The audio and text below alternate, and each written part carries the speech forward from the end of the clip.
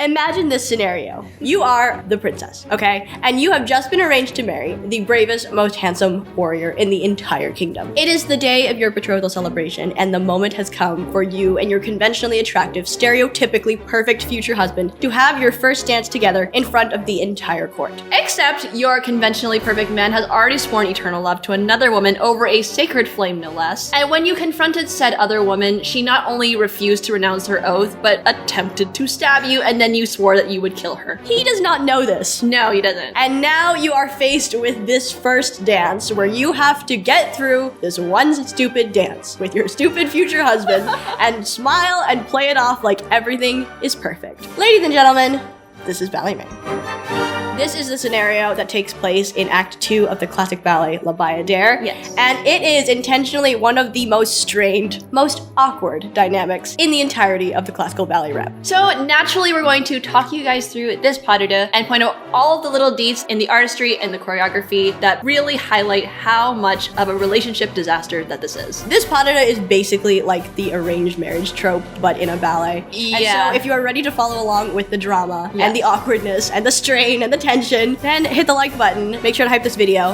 and let's go.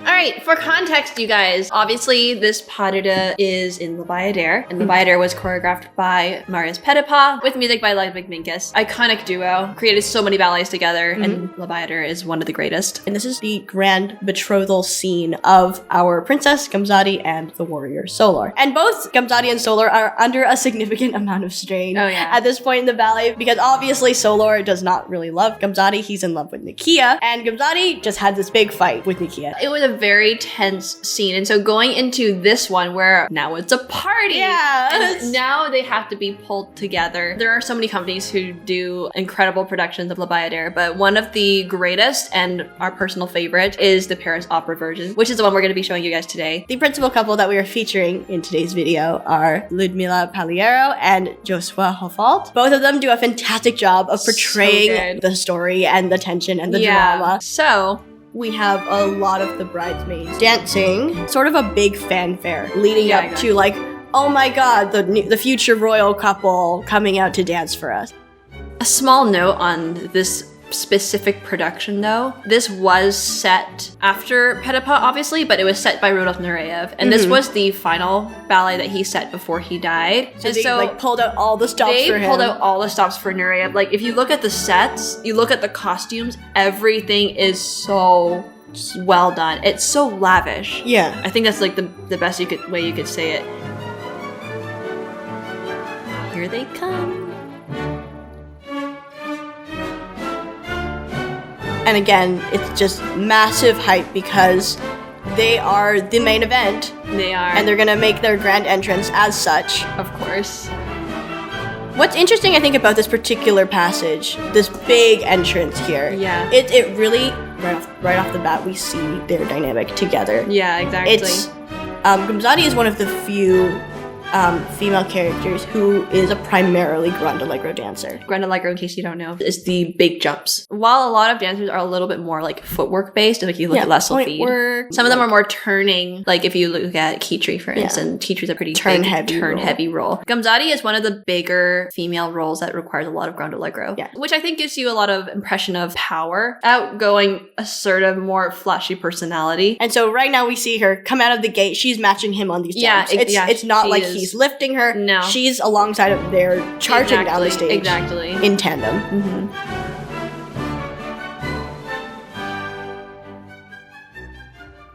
I love how it also solidifies sort of like how they are as people in general. Because Gamzati kind of has this air of like, I am her. Yeah, I'm her. I am her. And then he's kind of just going along with it like, also, that's her. Yes, she's her.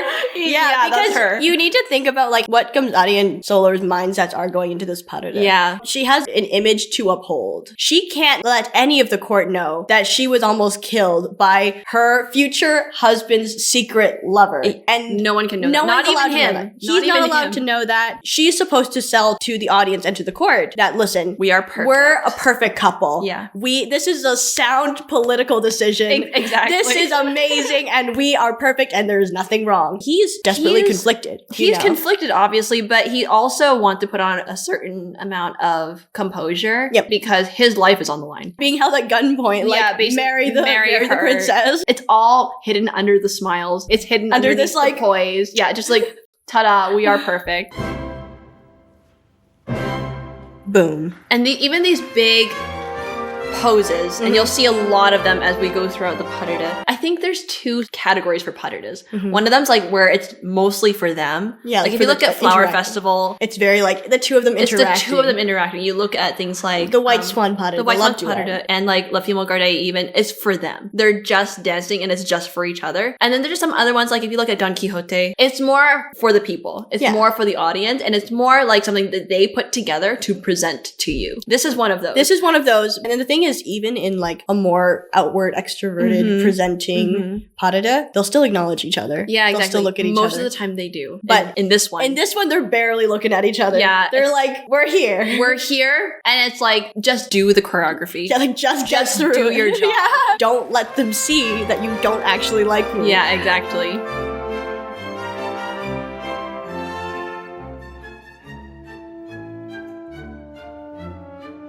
I just love this because she's like so obviously leading him through this entire pas de deux. She's constructing this entire interaction. She just goes over here and she's like, oh, look at the beautiful scenery. Oh, there he is. Oh, you know. Oh, here. She's so clearly and obviously baiting him through this. Baiting him through the entire pas de deux. It's really, really funny. We'll see this a lot more as we go.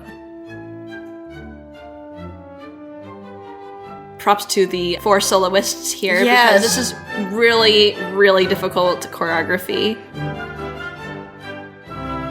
Awkward staring at each other, intense eye contact. And here we go.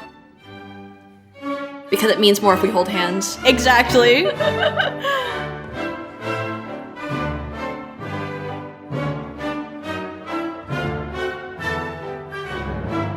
And this is beautiful. Her and her bridesmaids. Yep. Address the court. Pair. Pirouettes. Because that's how you end every pas de deux. Boom. Boom. And just like a moment of appreciation for the final picture here. Yeah, exactly. So beautiful. It's very diplomatic. It's diplomatic and it's staged is the wrong word. But yeah, that's kind of what it is. It's very picturesque and it's very well constructed.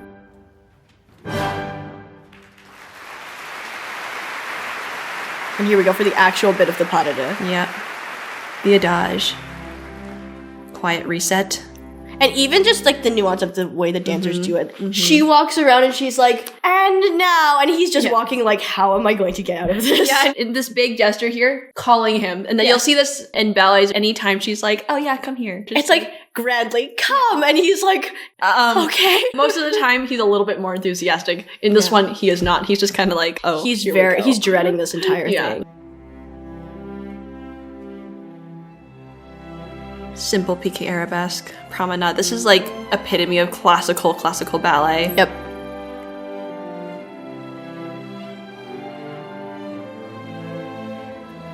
Little lift.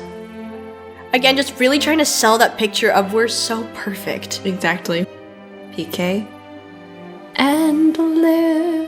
Which I think is so funny, by the way. Because if you listen to the music, this is not a big climatic moment in the slightest. We're only on the second phrase of the music. Yep. And here we come with this giant press lift that you normally only see at the very end of the pas de deux. Or like the climax of the pas de deux. Big finish. But here we have it here, and it almost gives the feeling of like, we need to give an impression that this is working out. Yeah. But even then, again, it's like the whole thing of her kind of setting it up. I go away and expect that he's gonna be here. Yeah, it's like, okay, press lift now. Press lift. Just like we practiced. Just like we practiced. Exactly. It's so funny. Because Gamzati, as a character, she's a very smart woman. She knows what image she needs to maintain. Yeah. She knows what the court expects of her and of him. Yeah, exactly. And she's like, darn it, we're gonna make this work. There will be no cracks in the facade. We will put on a flawless show.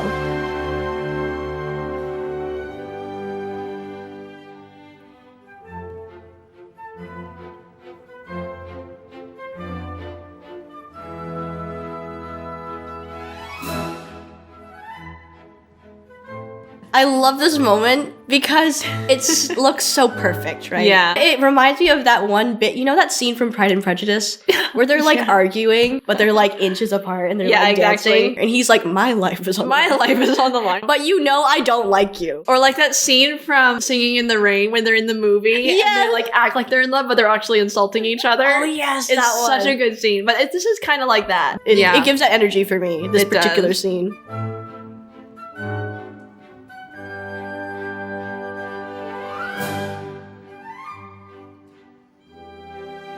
And here's that same moment again.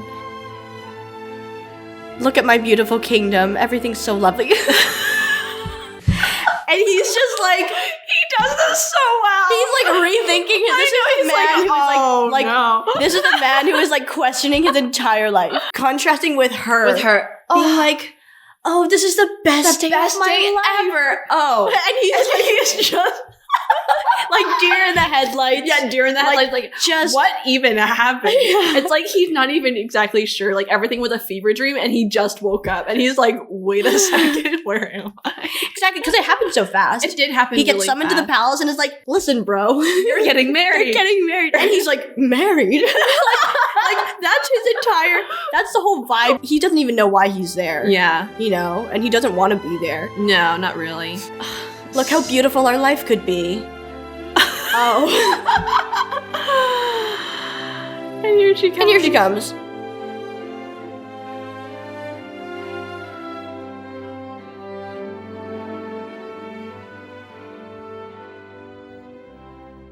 It's just one of those, it's that one moment where it's just kind of like everything almost fell apart. Mm-hmm. You know, and so she has to like interrupt his sort of thought spiral. Yeah. Get in his face and be like, okay, come back to the present. Hold it together. You are here with me and we are doing this. Yes. Hold it together. It's just, she does this so well. Yeah. Just like with her body language and with her expression, even right here. Like you can see the disappointment. Yeah. The disappointment right here in that one little soutenu. She's like, oh my God.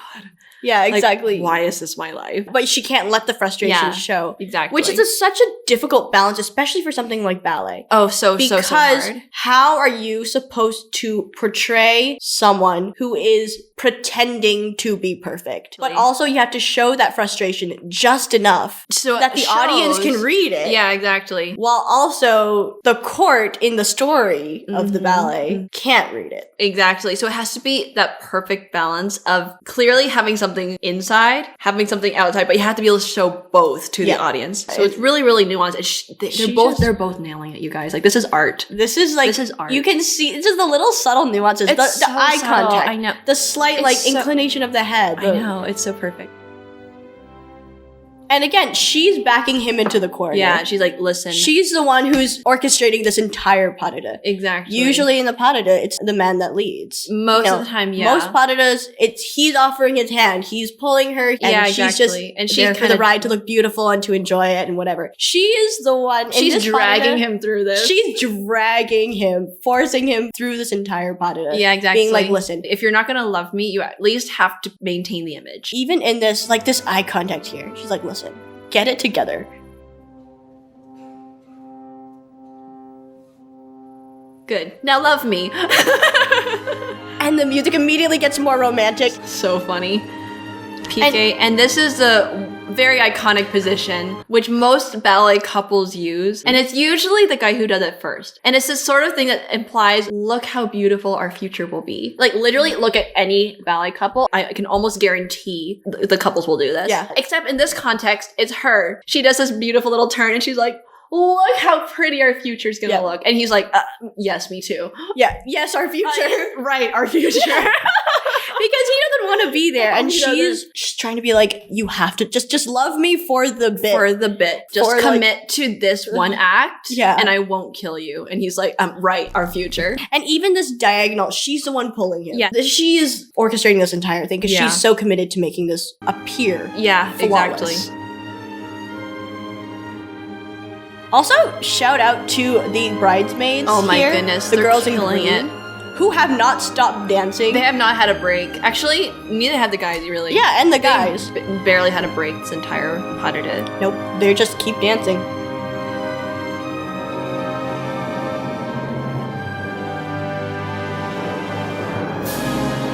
And here is her own attempt of like getting him like look at me, fall in love with me, adore me because I'm the princess. At this point in the paredo, I think she's kind of resigned to the fact that she can't really convince him to actually be in love with her, and so she's like, okay, well maybe by spectacle alone, maybe we can get somewhere. Which is funny because this is the climax of the music. Yes, this is the big lift. This is where that big press lift should have happened. The reality of it is that she's being lifted. He's not even looking at her. He's literally not even. He's walking to the back. He's not there for the biggest moment. Yeah.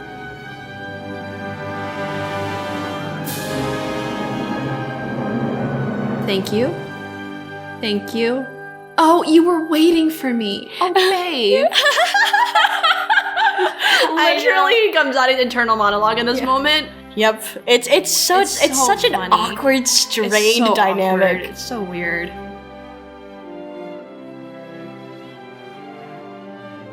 Props to the soloists. That is so incredibly hard. That is a hard passage for the girls and the guys. The girls, you know, long développé and all of this one-handed partnering stuff. Incredibly hard, you guys. And our gentlemen, 2 girls at once. 2 girls at once. You have to be accommodating each girl's balance. Yeah, exactly. You know, keeping her on her leg and centered. And his attention is like, has to be perfectly divided, but not 50-50. It has to be 100 and 100. Exactly. Because they're not identical. One of them might be a little bit further forward, is a little bit further back, and they're like all in a different place. And he has to try and calibrate both. It's insane. Props to the soloists. Always. It's so hard. The Bayadere is so hard for the soloists. That was really good. Mm-hmm. So gentle. Yeah, so easy. And their shoulders are perfectly square to each other, which is perfect there. And even this little passage here. Yes, it's a beautiful passage, but it's like, who's looking, who's watching. I think they're buying it. Yeah, are they buying it? Are they buying it? They're finally buying it. Yeah. And the music's a little bit more peaceful. She's like, okay. The worst is over. The worst is over. I think. Don't screw it up and we'll be okay. Yeah. That's her whole mentality here.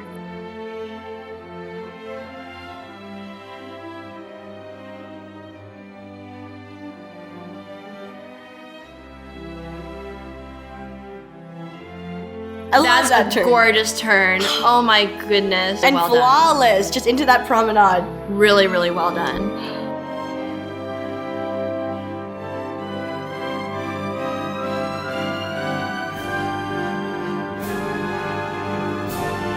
Final big lift.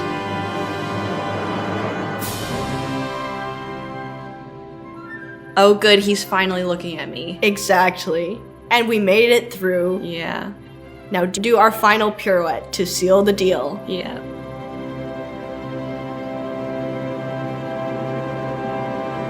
And victory.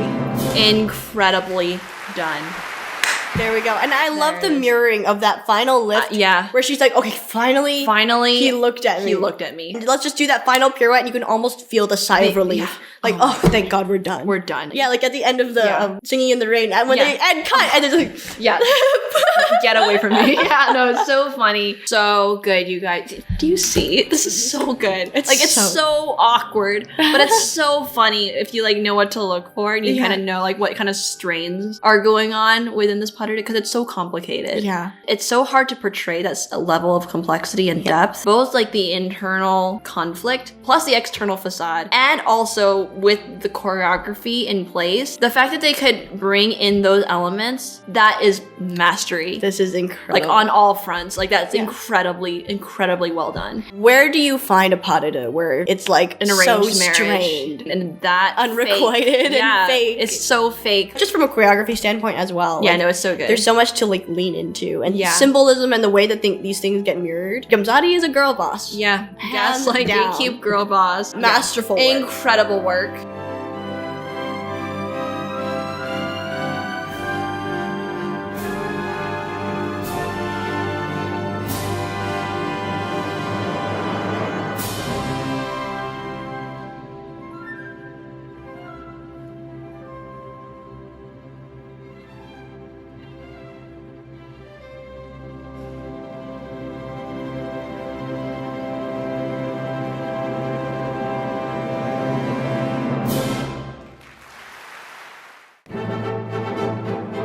have it, everybody. That was the probably most awkward pas de deux that in the entire ballet rep. Hopefully watching this video has helped you to understand just the complexity of this ballet and like the nuance and the stakes, and also to appreciate the insane amount of skill that these dancers showed today in portraying that story in such a nuanced and subtle but also readable way. And I guess this pas de deux is really just a testament, again, to the drama and the storytelling that ballet can communicate. It's not all just romance. Sometimes it is awkward social dynamics. If you want to see more commentaries kind of like this one, we have done so many of them. You can find them in this playlist linked above and below. And if there's any like other specific pas de deux or other scenes in general from ballets that you want us to commentate on, make sure you leave your comments in the comment section. We try to get back to you guys. We're lurking. Whether or not we actually respond, we're always lurking. We're always there. If this scene has piqued your interest for more of La Bayadere, because there is a lot more drama where this came from. We did do a full ballet analysis on this ballet. Lots of drama, lots of unrequited love, lots of revenge and hatred and killing. And so if you are interested to know the full story and the history of it, check out this video linked above and below. It's one of our best videos, humble opinion. If you would like to support the channel and help us to continue putting out content just like this every single Saturday, then you can feel free to join our patrons, which are all of these incredible people you see on the screen right now. You can join by clicking the link in the description box or going to patreon.com/balletrain. And to all of our patrons who have been supporting, we just want to say a huge thank you so